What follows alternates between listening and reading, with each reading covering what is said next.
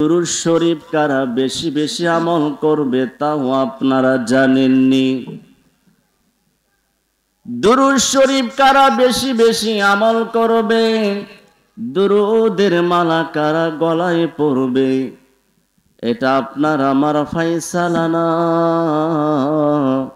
এটা ফায়সালা হইল আমার আল্লাহর। সুবহানাল্লাহ।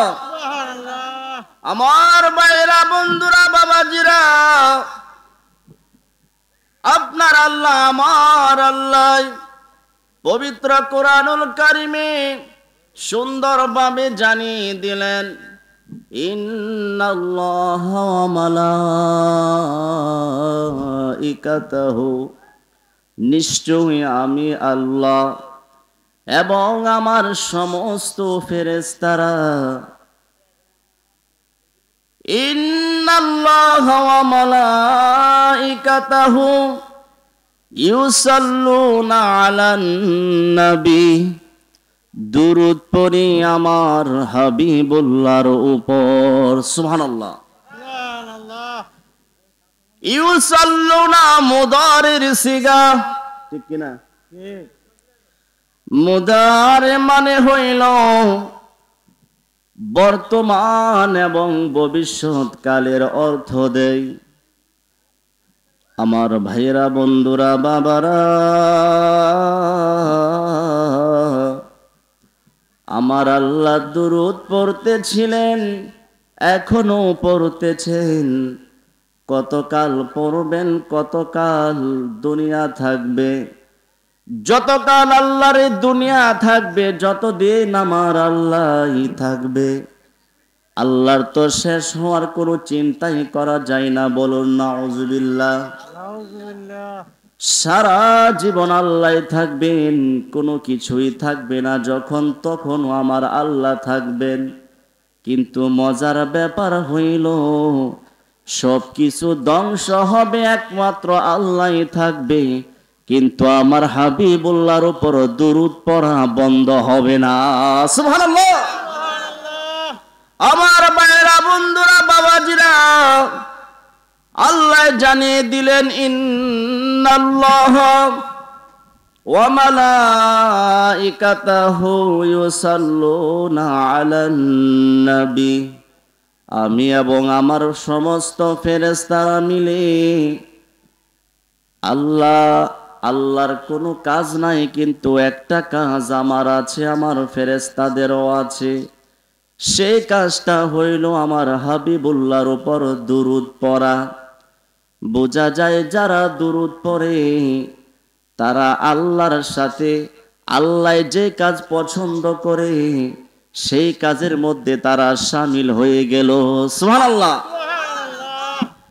এরপরে মজার ব্যাপার, আমার ভাইরা, বন্ধুরা, বাবাজিরা, আল্লাহ দুরূদ পড়ার জন্য কোনো ইহুদিদেরকে ডাক দেয় নাই, দুরূদ পড়ার জন্য কোনো নাসারাকে ডাক দেয় নাই, দুরূদ পড়ার জন্য কোনো মুনাফিকরে ডাক দেয় নাই। দুরূদ পড়ার জন্য আল্লাহ একটা দলকে ডাক দিয়েছেন, সেই দলের নাম হইল ঈমানদারের দল। সুবহানাল্লাহ। আল্লাহ বলেন, ইয়া আইয়ুহাল্লাযীনা আমানু, আল্লাহ জানিয়ে দিলেন, ওই আমার ঈমানদারেরা, ওই আমার সুনামগঞ্জের ধর্মপাশার সরিষাকান্দা ইসলামপুরের ঈমানদার বান্দা বান্দিরা, বাংলার জমিনের ঈমানদার বান্দা বান্দিরা, বিশ্বের আনাচে কানাচের ঈমানদার নরনারী তোমরা যারা আছো, তোমাদেরকে আমি আল্লাহ জানিয়ে দেই, দুরূদ পড়তে হইলে ঈমান লাগবে। কি লাগবে?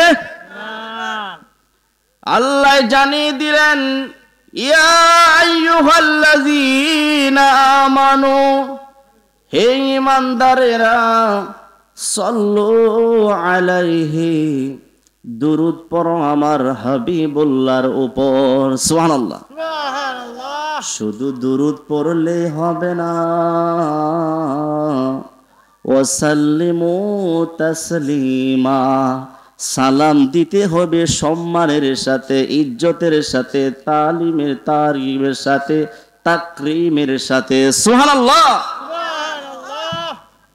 এই জন্য বাবা বলি, যারা দুরুদ পড়ে, দুরুদের আমল করে, তারা সাধারণ কোনো মানুষ না, তারা আমার আল্লাহর মনোনীত ইমানদার বান্দা। সুবহানাল্লাহ। আসুন ওই নবীর মহব্বত নিয়ে, ভালোবাসা নিয়ে, ওই নবীর দিদারের আশায় সকলে উচ্চ আওয়াজে পড়ি আল্লাহুম্মা সাল্লি সাইয়্যিদিনা মাওলানা ওয়া আলা আলি সাইয়্যিদিনা মাওলানা। নবী গো আপনার ভালোবাসায় জীবনের গুনাহ মুছে যায়। নবী গো আপনার ভালোবাসায় সোনার মদিনায় যাওয়া যায়। আল্লাহুম্মা সাল্লি সাইয়্যিদিনা মাওলানা মুহাম্মদ ওয়া আলা আলি সাইয়্যিদিনা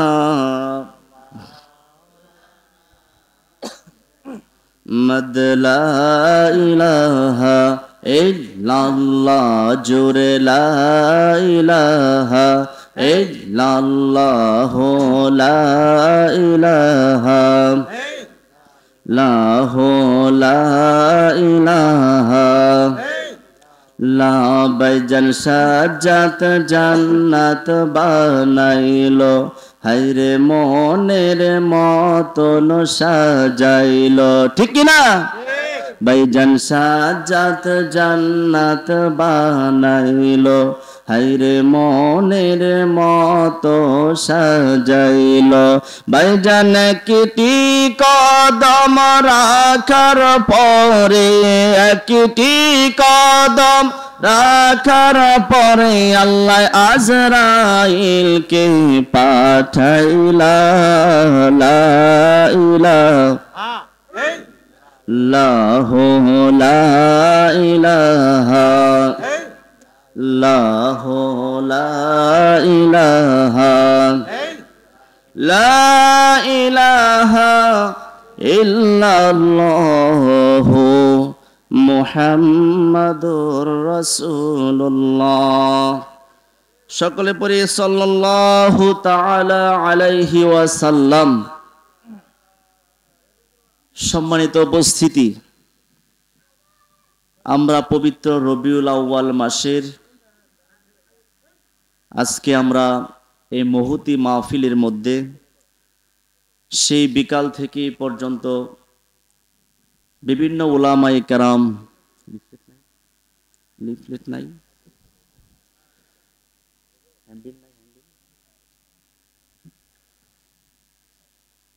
বিভিন্ন উলামায়ে কেরাম, এই মহতি মাহফিলের সম্মানিত সভাপতি, সম্মানিত প্রধান বক্তা, বিশেষ বক্তা, যারা নাত পরিবেশন করেছেন,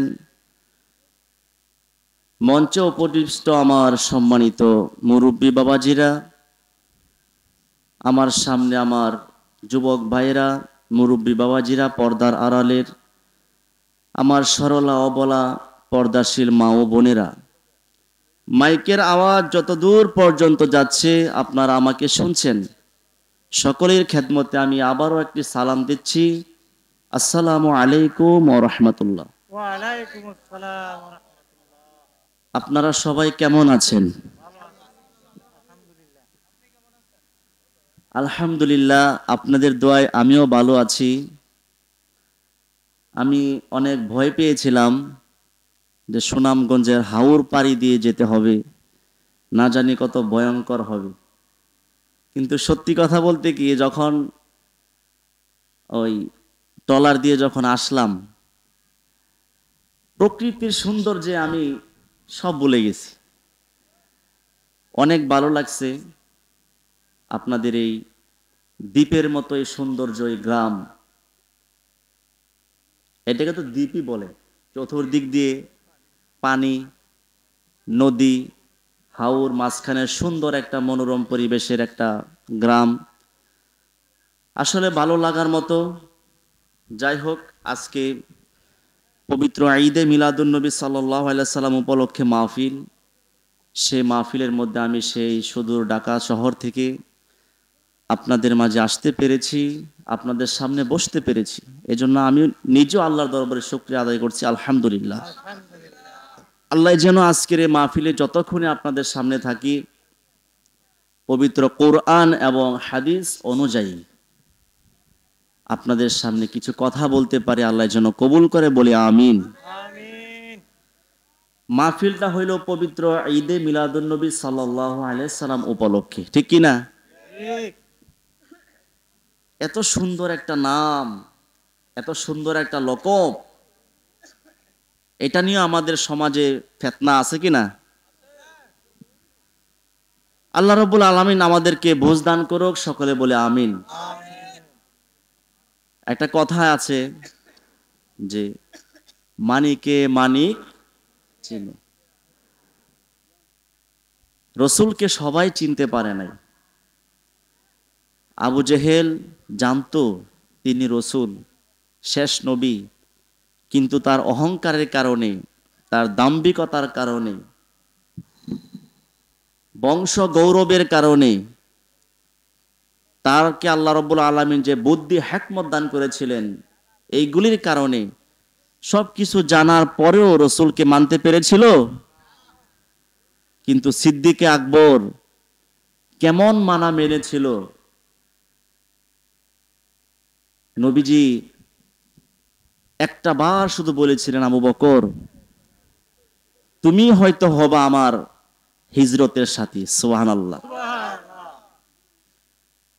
যেই দিন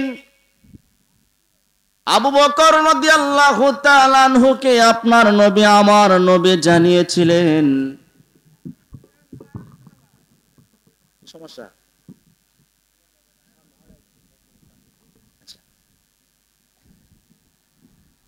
নবীজি যখন জানাইলেন, ও আবু বকর তুমি হয়তো আমার হিজরতের সাথী হইবা, সেই দিন থেকে আবু বকর বিছানার মধ্যে পিঠ লাগাই না। আবু বকরের চোখের মধ্যে ঘুম আসে। আবু বকরের চোখকে প্রশ্ন করে, ও চোখ তুমি যদি এখন বন্ধ হয়ে যাও, আর রহমাতুল লিল আলামিন যদি তোমাকে আইসা সজাগ না পাই, নবীজি যদি একটা মিনিটও তোমার এই ঘুমের জন্য দরজার মধ্যে দাঁড়িয়ে থাকে, রহমাতুল লিল আলামিনকে কষ্ট আমি আবু বকর দিতে পারবো না।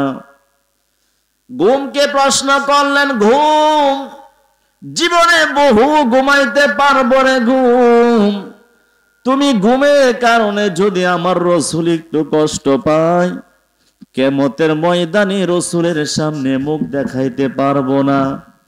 আমি আবু বকর ওয়াদা করলাম, আজকে থেকে যতদিন পর্যন্ত নবীর হিজরতের সাথী হতে না পারবো, ততদিন পর্যন্ত আবু বকরের পিঠ বিছানার মধ্যে লাগবে না। সুবহানাল্লাহ। এই ছিল আবু বকর সিদ্দিক রাদিয়াল্লাহু তাআলা আনহুর ভালোবাসা। কারণ কি? রসুলকে চিনেছিল, রসুলকে চিনেছিল। যারা চিনেছিল তারাই আবু বকর হয়েছেন, হযরতে উসমান হয়েছেন, হযরতে ওমর রাদিয়াল্লাহু তাআলা আনহু হয়েছেন, হযরতে ওয়াইস কারনী রাদিয়াল্লাহু তাআলা আনহু হয়েছেন। আর যারা চিনতে পারে না তারাই আবু জাহেল হয়েছেন, উতবা সাইবা হয়েছেন, ঠিক কি না?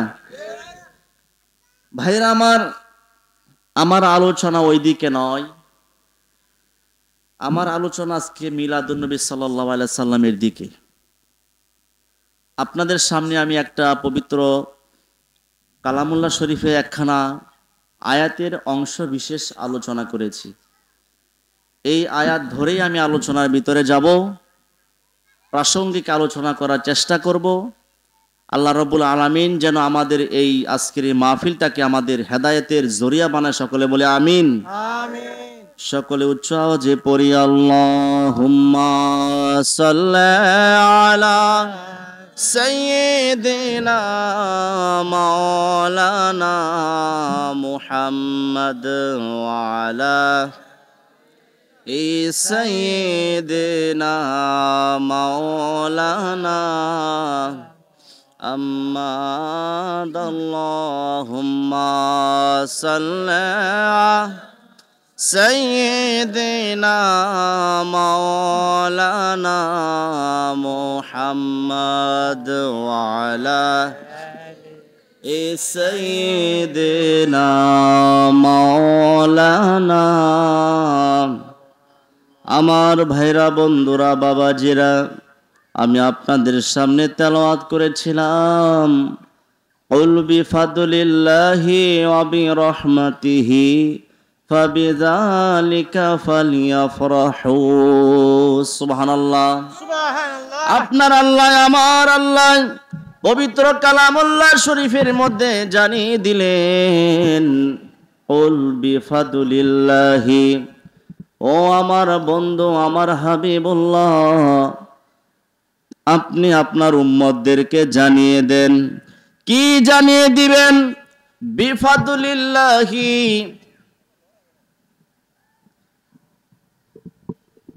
ঠিক আছে, ঠিক আছে, কাছে থেকে দেব। আচ্ছা, খালি ডিস্টার্ব হইতেছে না আসলে। শয়তান একজন আছে না? শয়তান আসেনি একজন? হ্যাঁ, তাহলে কই হইলি? শয়তান 4 দিন চিল্লায় চিল্লায় কাঁদছিল। কয়দিন? 4 দিন শয়তান চিল্লায় কাঁদছিল। আর শয়তানকে প্রশ্ন করি, শয়তান তুই কেন 4 দিন চিল্লায়া চিল্লায়া কাঁদছিলি? শয়তান উত্তর দেয়, যেই দিন আল্লাহর রহমত থেকে আমাকে বঞ্চিত করেছিল সেই দিন আমার বড় দুঃখ হয়েছিল। সারাটা জীবন আল্লাহ আমাকে সৃষ্টি করার পর থেকে আল্লাহকে এতই সেজদা করলাম, পৃথিবীর এমন কোনো জায়গা বাকি নাই যে জায়গায় আমি শয়তানের সেজদা পড়ে নাই। কত বড় বুজুর্গ!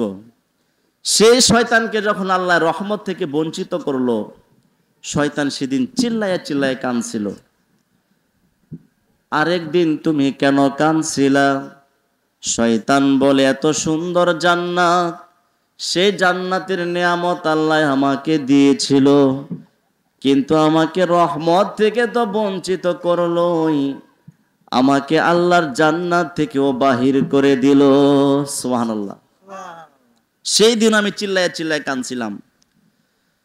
আরেকদিন তুমি কেন কাঁদলা? ওই দিন আমি কান্দার কারণ হইল পৃথিবীর মানুষদেরকে আমি জানিয়ে দেব কোন দলে আমি শয়তান আছি আর কোন দলে ঈমানদার আছে। সুবহানাল্লাহ।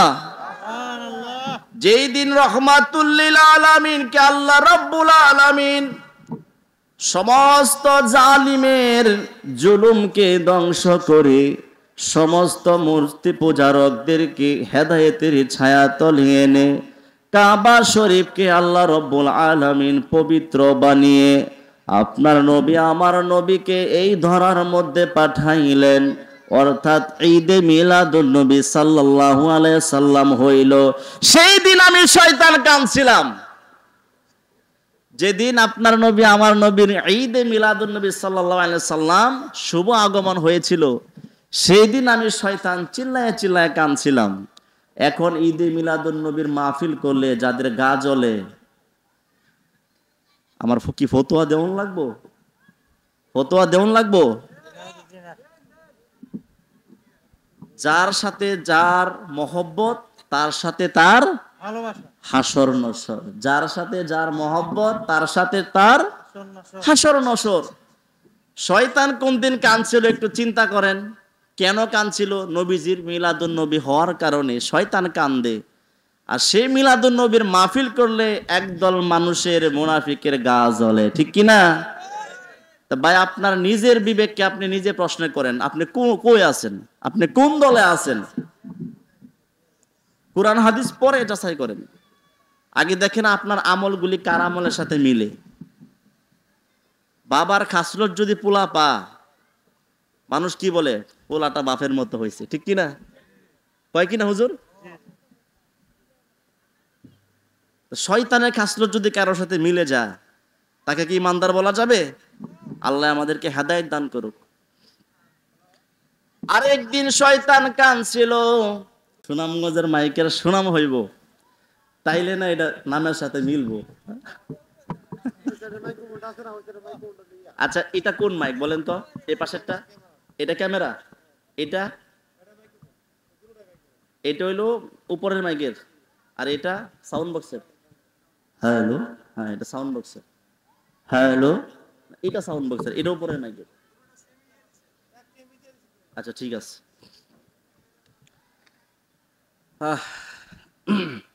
যাই হোক, আমরা আলোচনার মধ্যে চলে যাই। আউযু বিল্লাহি মিনাশ শাইতানির রাজীম। বিসমিল্লাহির রহমানির রহিম। আমি কি কাউরে কিছু কইছি ভাই? বলেন তো, কাউরে কিছু বলছি? আমি বলছি শয়তান রে বলছি। শয়তান রে যদি পাইতাম, তা ঝাড়ু দিয়ে একটা বাড়ি দিতাম, জুতা দিয়ে একটা ফিড়ান দিতাম, তা মনের আশা কার কার পূরণ হইতো না? হাত তোলেন তো দেখি। দেখছো, কথা বোঝা নাই, ওয়াজ বোঝা নাই। পাগলাই তিতা মিঠা বুঝে না, পাগলারে জিলাফি দিও না। আগে ওয়াজ বুঝতে হবে ভাই। শয়তানরে ফিটা দিলে খুশি হইব না এমন কোন মানুষ আছে? সবাই খুশি। শয়তানরে ফাইলে একটা ফিটা দিতাম, কি পেস্টা লাগা ভাই শয়তানে। মনে করেন সারাদিন অফিস কইরা, সারাদিন ক্ষেতের মধ্যে কাজ কইরা স্বামী ঘরে আসছে, স্বামীর মেজাজটা একটু খারাপ থাকতেই পারে, মনটা খারাপ থাকতেই পারে। এখন শয়তান চিন্তা করছে পেঁচ লাগানির একটা সুযোগ এখন পাইছি। বউরে যায় ক, তুই আজকে একটা কাজ করবি। কি কাজ করবি? বাপের বাড়ি যাওয়ার একটা, অতদিন ধরে বাপের বাড়ি যাস না, আজকে বাসায় আসলেই একটা আরজি কইরা লাগবে যে আমি কালকা বাপের বাড়ি যাম। স্বামী আসছে বাসায়, সারাদিন কাজ করে ক্লান্ত হইয়া সন্ধ্যার সময় বাসায় আসছে। বউ কইতেছে কি একটা কথা। কি কথা? অনেক দিন ধরে বাপের বাড়ি যাই না, কালকে একটু বাপের বাড়ি যাইতাম। স্বামী কইতেছে দান্দা মাত্র দাওয়া লাগছে। দান্দাও লাগে না? দান্দা মাত্র দাওয়া লাগছে, তুমি আমার বাপের বাড়ি যাইবা? এর লেগে কিছু কই না, আমার কথাটা কইলে কথাটা কোনো দামই নাই। জামার তোর মেজাজটা এমনি খারাপ, সারাদিন রোদ্রের মধ্যে হাওরের মধ্যে কাজ করে আইছে, একটা বউ পাইলাম, এই মনে করেন যে লাগিয়ে গেল আর কি। এই পেঁচটা লাগাইছি কেডা? শয়তান। এই পেঁচ শয়তান লাগাতে হ্যাঁ রে জুতা দিয়ে ফিরা দিলে খুশি হইবেন না? হ্যাঁ, আল্লাহ এ দুনিয়াতে না দিতে পারলেও যেদিন জাহান্নামে শয়তান দিয়ে নিব, রাস্তার মধ্যে আটকে হইলো একটা দিয়ে দিব, ঠিক কিনা? রাজি আছেননি? রাজি। আল্লাহুম্মা সাল্লি সাইয়্যিদিনা মাওলানা মুহাম্মদ ওয়া আলা আলি সাইয়্যিদিনা মাওলানা। আমার ভাইরা, বন্ধুরা, বাবাজিরা, আপনার আল্লাহ আমার আল্লাহ কুরআনুল কারীমের মধ্যে জানিয়ে দিলেন কুল বিফাদলিল্লাহি ওয়া বিরহমাতিহি।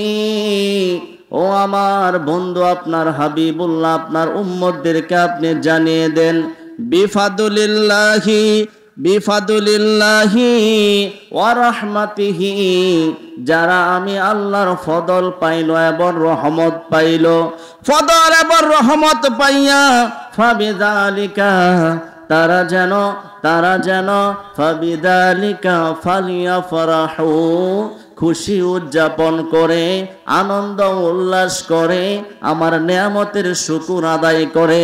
সুবহানাল্লাহ। আমার ভাইরা, বন্ধুরা, বাবারা,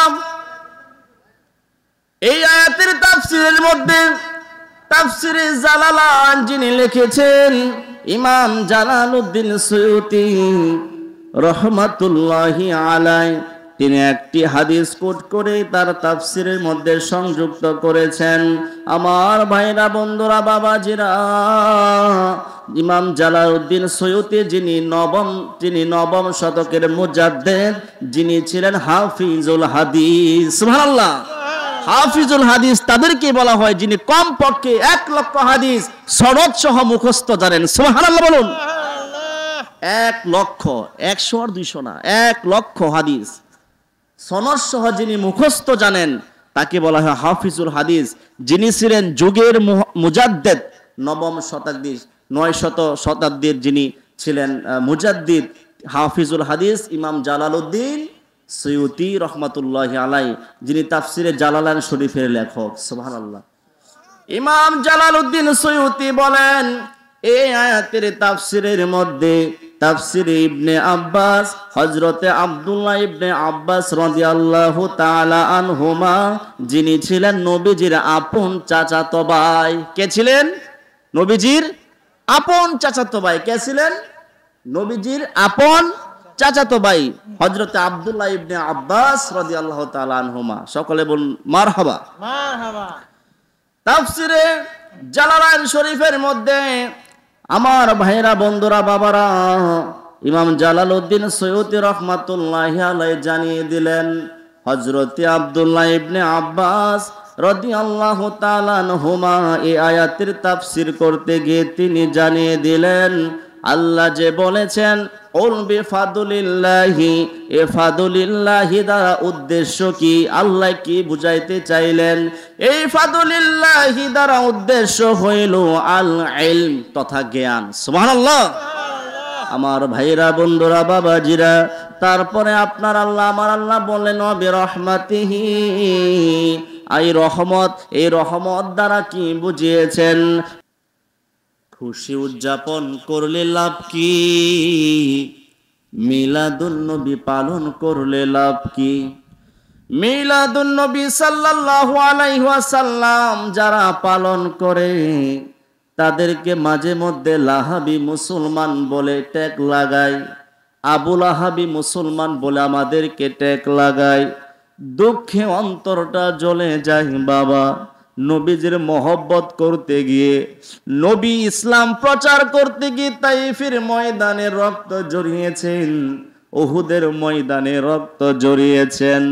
আর ইমানদার হইলাম, আল্লাহ আমাদেরকে ইমানদার বানিয়েছেন। নবীর সত্য ধর্ম প্রচার করতে গিয়ে আমাদেরকে আবু লাহাবি বলে। নবীর সত্য ধর্ম আমরা বলতে গেলে আমাদেরকে বেদাতি বলে। নবীর সত্য ধর্ম প্রচার করতে গেলে আমাদেরকে সিন্নিখুর বলে, আমাদেরকে জিলাফিখুর বলে। আমার ভাইরা, বন্ধুরা, বাবারা, আপনাদের হাতে ধরে বলি, পায়ে ধরে বলি, বাবা একটু বোঝার চেষ্টা করুন।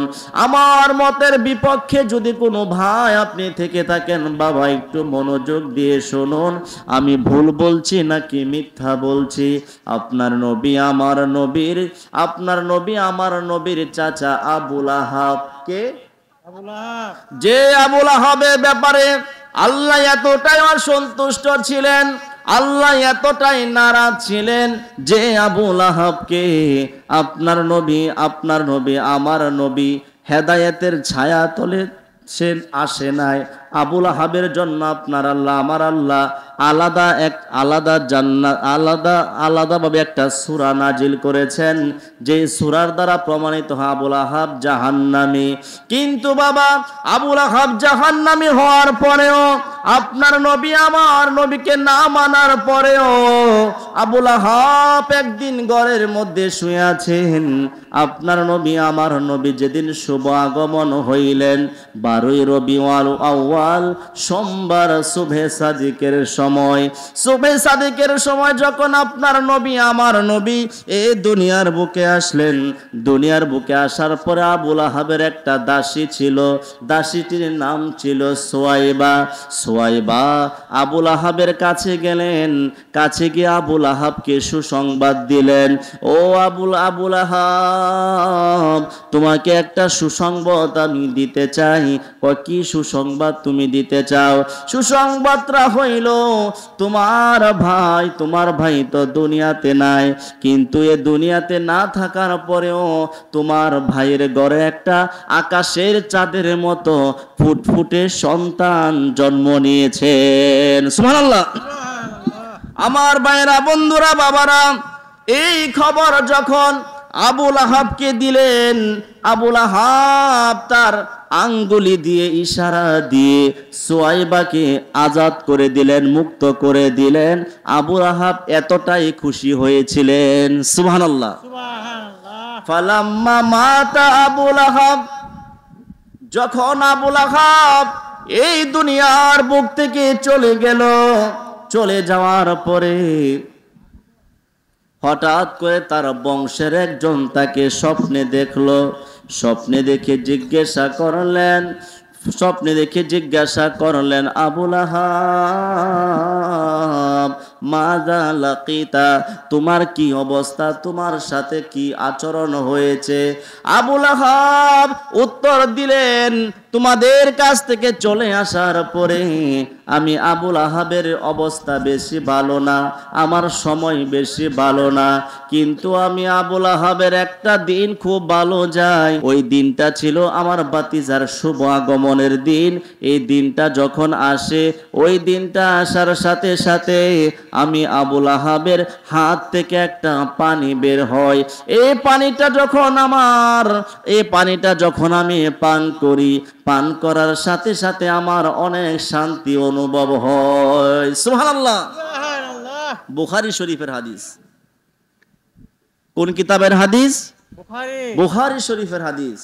বুখারী শরীফকে কেউ জাল বলতে পারবে? কে বলতে পারবে জাল? আবুল আহাব জানিয়ে দিলেন,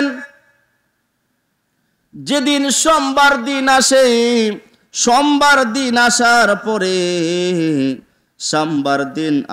পরে আমি আবুল আহাবের অনেক ভালো যায় সময়। কারণটা হইল, সেই দিন আমি আমার আঙ্গুল থেকে একটা পানি পান করি, সে পানিটা পান করার কারণে আমার বড় শান্তি লাগে। আমার ভাইরা, বন্ধুরা, বাবাজিরা, আপনাদের কাছে প্রশ্ন হইল, আবুল আহাব কি ঈমানদার নাকি বেঈমান? বলুন, আবুল আহাব কি ঈমানদার নাকি বেঈমান? বেঈমান হওয়ার পরেও নবীর মিলাদুন্নবীতে খুশি হওয়ার কারণে আবুল আহাবের কবরের মধ্যে সপ্তাহে একদিন আযাবকে ক্ষমা করে তার কবরের মধ্যে শান্তি দেওয়া হয়। এটা কি মিলাদুন্নবীতে বেজার হওয়ার কারণে না খুশি হওয়ার কারণে? একজন কাট্টা কাফের, যার জন্য জাহান্নাম নির্ধারিত, ওই জাহান্নামী একজন কাফেরেরও মিলাদুন্নবীতে খুশি হওয়ার কারণে সপ্তাহে একটা দিন তার কবরে শান্তি দেওয়া হয়। আর যদি কোনো ঈমানদার মিলাদুন্নবীতে খুশি হয়, মিলাদুন্নবীকে উদযাপন করে, তার জানি কবরে কত সম্মান হবে। সুবহানাল্লাহ। এই ঘটনাটা কেন্দ্র করে আমাদেরকে বলে কে? লাহাবি মুসলমান। ভাই, লাহাবি মুসলমান আবুল আহাব যে কি নিয়ামত পাইছে জাহান্নামী হওয়ার পরেও, এটা যদি আপনি আর আমি বুঝতাম, লাহাবি মুসলমান হওয়ার জন্য পাগল হয়ে যাইতাম। বুখারী শরীফের 2য় খণ্ড 764 পৃষ্ঠা হাদিস নং 5101। মনে চাইলে খুইলা দেখেন সত্য বলেছি নাকি মিথ্যা বলেছি। আমার ভাইয়েরা, বন্ধুরা, বাবারা, এই যে ঈদে মিলাদুন নবী সাল্লাল্লাহু আলাইহি ওয়াসাল্লাম, খারাপ লাগতেছে? খারাপ লাগতেছে? ঈদে মিলাদুন নবী সাল্লাল্লাহু আলাইহি ওয়াসাল্লাম, এটা নিয়ে অনেকের কত আপত্তি। আমি চাই না আপনাদের সমাজে কোনো বিশৃঙ্খলা হোক, কারণ এ 1800 ভোটের একটা সমাজ, ঠিক কি না? 1800 ভোটের একটা সমাজ, আপনাদের 500 থেকে 600 ফ্যামিলির মতো হয়তো হবে আপনাদের সমাজ। এই ছোট্ট একটা সুন্দর শান্তিপূর্ণ সমাজের মধ্যে আমি চাই না আমার আলোচনার কারণে আপনাদের সমাজের মধ্যে কোনো বিশৃঙ্খলা হোক। কিন্তু আমি চাই আপনারা সত্যটা জানেন, সত্যটা জানেন, এটা আমি চাই। একজন আলেম হিসেবে আমি সেটা চাই, এটা আমার কর্তব্য। ঈদে মিলাদুন নবী সাল্লাল্লাহু আলাইহি ওয়াসাল্লাম, অনেকে প্রশ্ন করেন এই ঈদ আবার কোন ঈদ? নবীজি শুভ আগমন করেছেন, এটা খুশি, মানলাম খুশি, কিন্তু এখানে আবার ঈদ আসলো কোত্থেকে? প্রশ্ন আসে না? ঈদ কোত্থেকে আসলো?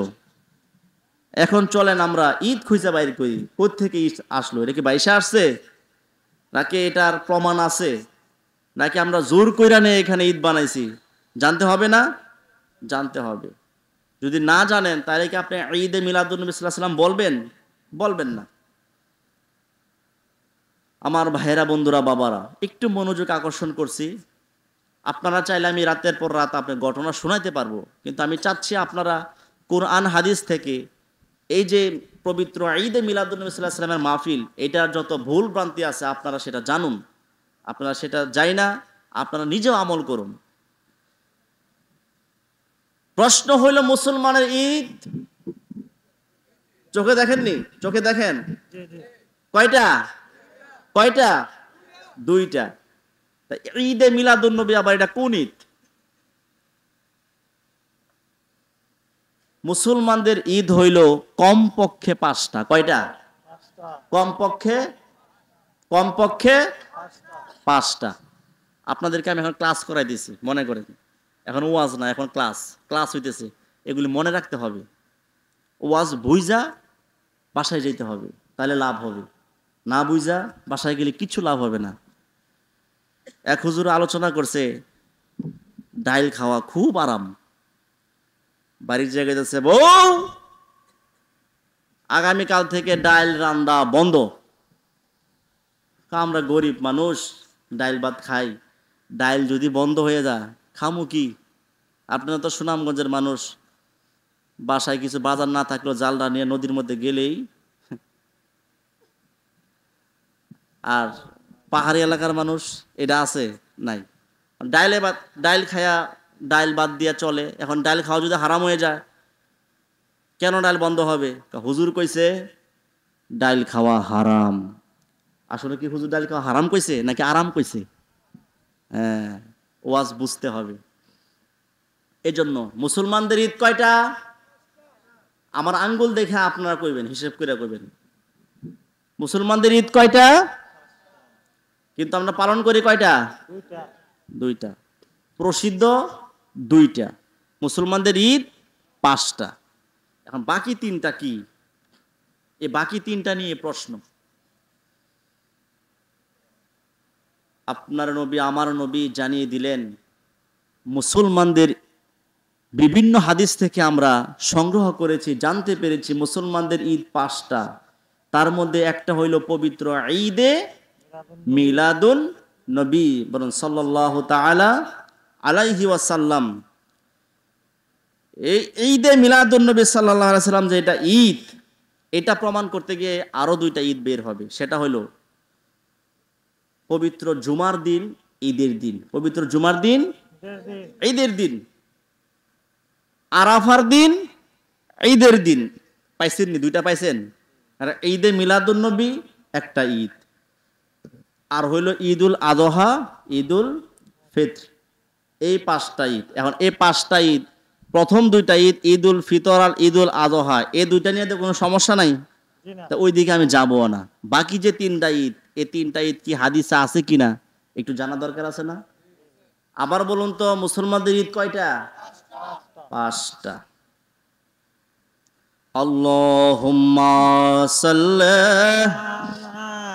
সাইয়্যিদিনা মাওলানা মুহাম্মদ ওয়া আলা আলি সাইয়্যিদিনা মাওলানা।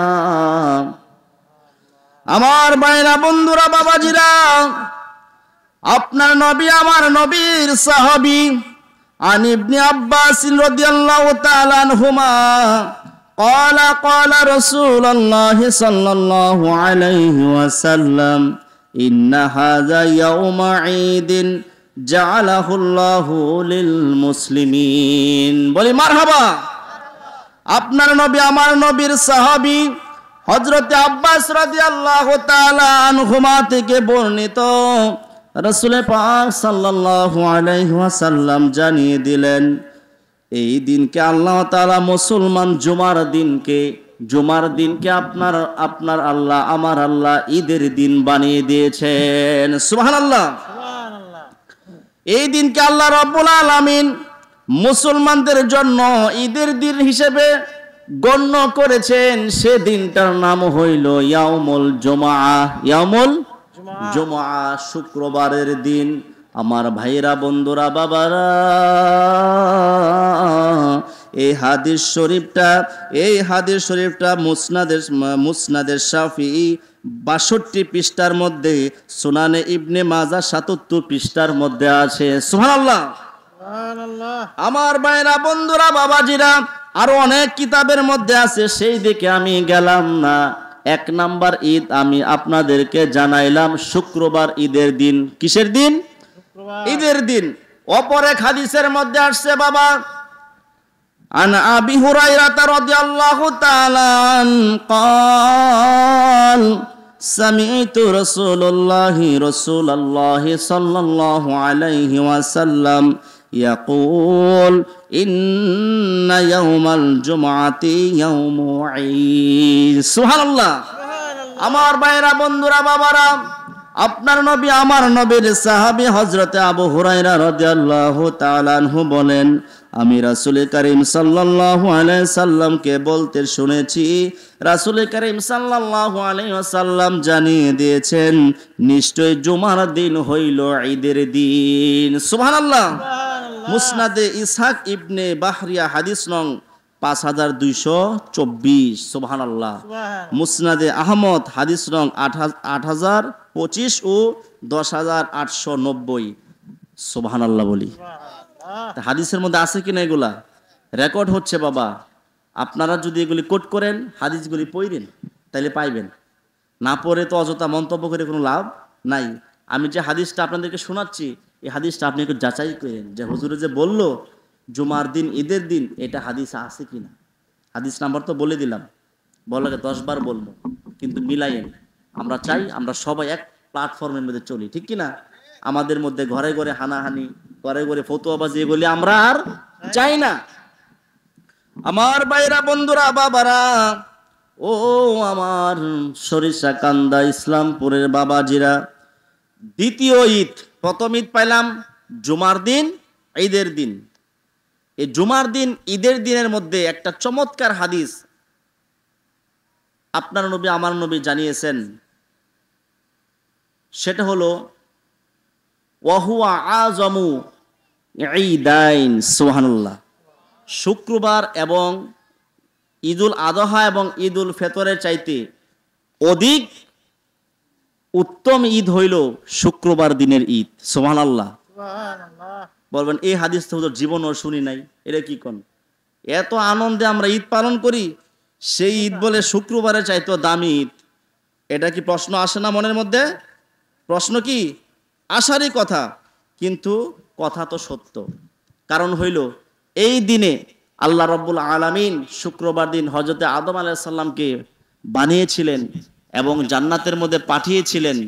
আদম আলাইহিস সালামের সংক্রান্ত 5টা কারণে এই শুক্রবার দিন আল্লাহ রাব্বুল আলামিনের দরবারে ঈদের দিন ওই ঈদটা কেমন? শুক্রবার, এবং ওই ঈদটা ঈদুল ফিতর এবং ঈদুল আজহা থেকে অধিক উত্তম দিন। কারণ হইল এই দিন আদম আলাইহিস সালামকে দুনিয়াতে পাঠাইছিলেন। আদম আলাইহিস সালাম দুনিয়াতে আসার কারণে যদি শুক্রবার দিনটা অন্য দুই ঈদের চাইতে অধিক উত্তম হয়, যেদিন সরকারে দুজাহা, যে নবী আমাদেরকে শাফায়াত করবেন, যে নবী ইমামুল মুরসালিন, যে নবী সাইয়্যিদুল মুরসালিন, যে নবী আপনার আমার আকা ও মাওলা, যে নবী শাফায়াতের কান্দারি, যে নবী রহমাতুল লিল আলামিন, ওই নবী দুনিয়াতে আসছেন, ওইটাকে ঈদ হইতে পারে না? আমার ভাইরা বন্ধুরা বাবাজিরা, দ্বিতীয় ঈদ আরাফার দিনের ঈদ। কিসের ঈদ? আরাফার দিনের ঈদ। সে আরাফার দিনের ঈদের হাদিস শরীফ, আন আম্মার ইবনে আবি আম্মার ক্বালা ক্বারা ইবনে আব্বাস রাদিয়াল্লাহু তাআলা আল ইয়াউমা আকমালতু লাকুম দীনাকুম, এই আয়াত তিনি পড়লেন। এই আয়াতটা যখন তিনি পড়লেন, পড়ার পরে এই আয়াতটা পড়ার পরে ওয়াইন্দাহু ইয়াহুদিয়া, তার পাশে একজন ইহুদি ছিল। ও ইহুদি বলে উঠল, ফাকালা লাউ উনজিলাত হাজিহি আলাইনা, যদি এই আয়াতটা তুমি যে পাঠ করলা, এই আয়াতটা যদি আমাদের ইহুদিদের জন্য নাজিল হইতো, আমাদের ইহুদিদের জন্য এই সুন্দর আয়াতটা নাজিল হইতো, তাহলে আমরা কি করতাম? লাত্তাখাজনা ইয়াউমাহা ঈদা। সুবহানাল্লাহ, এই দিনটাকে আমরা ঈদ হিসেবে গ্রহণ করতাম। সুবহানাল্লাহ বলেন। ক্বালা ইবনে আব্বাস, ইবনে আব্বাস রাদিয়াল্লাহু তাআলা আনহু তিনি জানিয়ে দিলেন, ফা ইন্নাহা নাজালাত, এই আয়াতটা যেদিন নাজিল হয়েছে, ফি ইয়াউমে ঈদাইন, সেদিন আমাদের জন্য দুইটা ঈদের দিন ছিল। সুবহানাল্লাহ। ইহুদি বলতেছেন, এই আয়াত যদি আমাদের জন্য নাজিল হইতো তাহলে আমরা এই দিনটাকে ঈদ হিসেবে পালন করতাম। আর সাহাবী বলতেছেন, এই আয়াতটা যেদিন নাজিল হয়েছিল আমাদের জন্য, সেদিন আমাদের, তোমরা পালন করতা এক ঈদ, কিন্তু আমাদের ছিল সেদিন দুই ঈদ। সুবহানাল্লাহ। ফি ইয়াউমে জুমআ, একটা ঈদ ছিল, সেদিন ছিল জুমার দিন, শুক্রবার দিন। সুবহানাল্লাহ। আর একটা ঈদ ছিল ও ইয়াউমে আরাফা, সেদিন শুক্রবারও ছিল, আবার আরাফার দিনও ছিল। বোঝা যায় শুক্রবার দিনও ঈদের দিন, আরাফার দিনও ঈদের দিন। মারহাবা। আমার ভাইরা বন্ধুরা বাবাজিরা, ঈদ পাইলাম কয়টা? শুক্রবার দিন ঈদ, আরাফার দিন ঈদ, আর একটা ঈদ বাকি রয়েছে, সেটা হলো পবিত্র ঈদে মিলাদুন নবী সাল্লাল্লাহু আলাইহি ওয়াসাল্লাম। আমার ভাইরা বন্ধুরা বাবাজিরা, আমার ভাইরা বন্ধুরা বাবাজিরা, কোরআন হাদিস একটু তিতা লাগে বাবা, ধৈর্য সহকারে বসুন। আমি সামনে যাইতেছি বাবা, বেশিক্ষণ বিরক্ত করব না, অল্প কিছুক্ষণের মধ্যে আমি ইনশাল্লাহ শেষ করে দেব। মনোযোগ আকর্ষণ করছি সকলের। আমার ভাইরা বন্ধুরা বাবাজিরা, ও আমার বাবারা, আমরা একটা ঈদ পাইলাম হইল শুক্রবার দিনের ঈদ, আর একটা ঈদ পাইলাম হইল জুমার দিনের ঈদ, আর একটা ঈদ পাইলাম আমরা আরাফাতের ঈদ। এই দুইটা ঈদ, আর দুইটা ঈদ হইল ঈদুল ফিতর আর ঈদুল আজহা। মোট 4 ঈদ। বাকি রইল একটা ঈদ, সেই ঈদের নাম হইল ঈদে মিলাদুন নবী সাল্লাল্লাহু আলাইহি ওয়াসাল্লাম। সুবহানাল্লাহ। আবার সে আয়াতে কারিমার মধ্যে আমি চলে যাই বাবা, কুল বিফাদলিল্লাহি ওয়া বিরহমাতিহি ফাবিযালিকা ফালইফরাহু। আপনার আল্লাহ, আমার আল্লাহর ঘোষণা অনুযায়ী ফদল পাইয়া, রহমত পাইয়া খুশি উদযাপন করা, খুশি উদযাপন করা, এটা হইল আল্লাহর নির্দেশ। কার নির্দেশ? আল্লাহর নির্দেশ বাবা। এখন আপনি আর আমি আল্লাহর নির্দেশ পালন করছি। ঈদে মিলাদুন নবীর মাহফিল সাজায়া, জশ্নে জুলুস করে, মিলাদ মাহফিল করে, নাতে রাসূলের অনুষ্ঠান করে, মানুষদেরকে খাওয়ায়া, মানুষদেরকে নিয়ে জশ্নে জুলুস করে, মানুষদেরকে নিয়ে জিকির আজকার করে, মানুষদেরকে নাতের আসর করে আমরা ঈদে মিলাদুন নবী সাল্লাল্লাহু আলাইহি সাল্লাম পালন করে, ঠিক কিনা? ঈদে মিলাদুন নবী পালন করে খুশির কারণে, ঈদে মিলাদুন নবী পালন করে খুশির কারণে। লাউ চিনেন? লাউর আরেকটা নাম আছে, এটা জানেন? কদু। কি? হ্যাঁ, লাউ যেটা, কদু সেটা। 20 টাকা যেটা, 20 টাকাও সেটা। জিনিস এক, নাম দুইটা। জিনিস এক, নাম দুইটা। আরবিতে বলা হয় ঈদ, বাংলাতে বলা হয় খুশি। আরবিতে বলা হয় ঈদ, বাংলাতে বলা হয় কি? খুশি। এখন বলুন তো, নবীজি দুনিয়াতে আসছে, এই ব্যাপারে কি আপনারা খুশি নাকি বেজার? খুশি না? ছেলে হইলে বেজার হয় কে? কে বেজার হয়? 12 বছর পরে যদি একটা সন্তান হয়, কেমন খুশি হয়? কেমন খুশি হয়? কলিজা সিরা পোলাডারে খাওয়াইবো, কিন্তু কষ্ট দিব না, এত খুশি হয়। কেন? একটা নেয়ামত পাইছে। কি পাইছে? নেয়ামত পাইছে আল্লাহর দরবার থেকে। এই জন্য ঈদ আরবি, খুশি বাংলা। ঈদের আরবি, ঈদের আরবি কি? হ্যাঁ, ঈদটাই আরবি, ঈদটাই কি? আরবি। বাংলা কি? খুশি। ঈদ বলে যে কথা, খুশি বললে কি? একই কথা। এবার আসেন আরেকটু সামনে যাই। ঈদে মিলাদুন নবী, মিলাদুন নবী মানে হইল, মিলাদ মানে হইল আগমন, জন্ম। নবী মানে হলো নবী, নবীর মিলাদ, নবীর জন্ম, নবীর আগমন। নবীর আগমনে কি আমরা খুশি না? নবীর আগমনে আমরা খুশি। এটাকে বলা হয় ঈদে মিলাদুন নবী। আমরা আরবিতে বলি ঈদে মিলাদুন নবী, আপনি বাংলাতে বলেন নবীর আগমনে খুশি। কোনো সমস্যা আছে? আমরা আরবিতে বলি, এটা যদি আপনার কাছে পছন্দ মনে না হয়, আপনি বাংলাতে বলেন নবীর আগমনে খুশি, নবীর আগমনে খুশি, নবীর জন্মে খুশি। তো ওইটার মধ্যে ফতোয়া নাই, ফতোয়া হইল ঈদে মিলাদুন নবী। তাহলে ঈদ পাইলাম কয়টা? 5টা। এখন আরেকটু সামনে যাই। তাহলে ঈদুল ফিতরে নামাজ আছে, ঈদুল আজহার নামাজ আছে, ঈদুল ফিতরের খুতবা আছে, ঈদুল আজহার খুতবা আছে, ঈদে মিলাদুন নবীর খুতবা কই? প্রশ্ন আসেনি? আমার ভাইরা, বন্ধুরা, বাবাজিরা, বোকার মতো প্রশ্ন করবেন না, নিজের জাহালতকে মানুষের কাছে প্রকাশ করবেন না। সকলকে শ্রদ্ধা নিয়ে কথা বলি, এটা হইল আমাদের অপরাধ।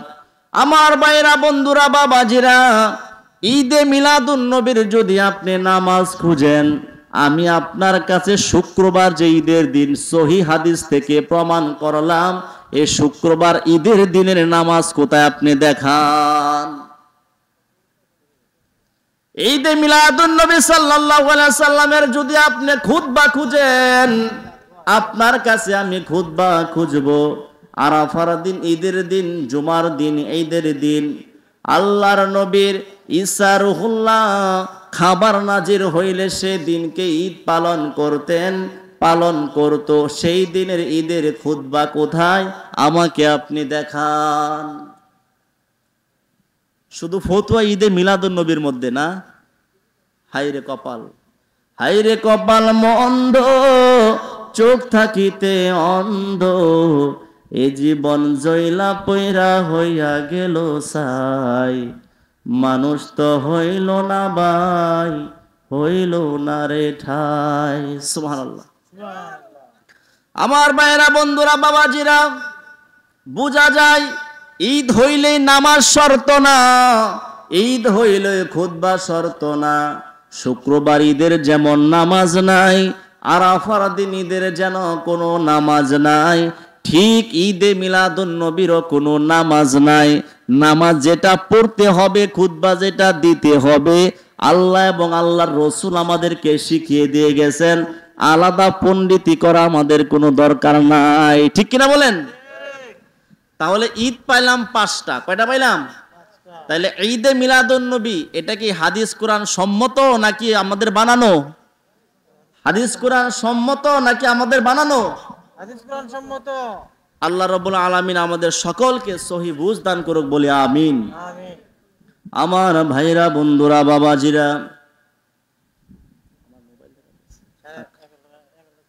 11টা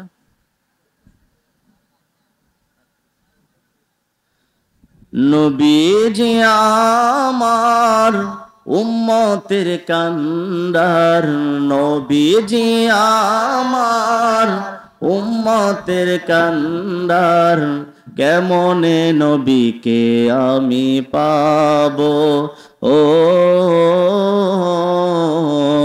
কেমনে নবীকে আমি পাবো, নবীজি আমার উম্মতের কান্ডার, নবীজি আমার উম্মতের কান্ডার, কেমনে নবীকে আমি পাবো, ও কেমনে নবীকে আমি পাবো।